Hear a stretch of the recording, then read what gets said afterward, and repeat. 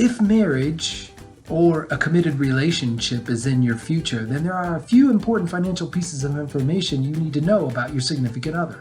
Hi, I'm Andy Mattingly, and in this week's Save It Up Moment, we're going to talk about those 5 things that you need to know about your significant other before getting married or venturing into a committed relationship.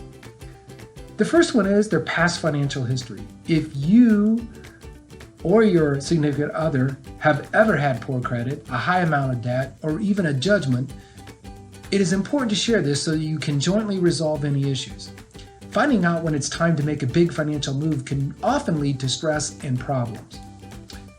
You should also understand each other's attitude about money. Squabbles regarding money matters is still the number one reason couples have relationship issues.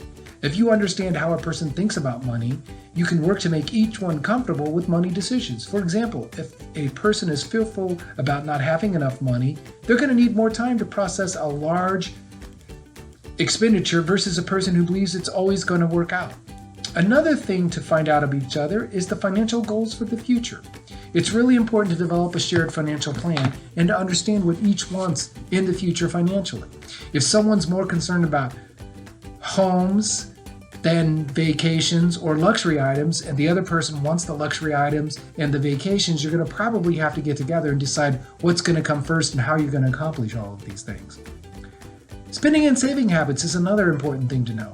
And if you're both wild spenders, or you're both frugal savers, or it's a mix of that, you both need to understand what your mentality is like so you can make good decisions and help each other be better at spending or better at saving or able to get along. The final one is the financial decision-making process. This is an important area to understand. One of the biggest is deciding how much it's safe to spend without consulting the other. So you have your safe to spend limit that you set. It might be $100, it might be $1,000. Making your relationship works requires a lot of compromise and understanding of each other's attitudes about money. That's been this week's Save It Up Moment. If you want any more information on this topic or any other topic, visit the Save It Up page at forumcu.com.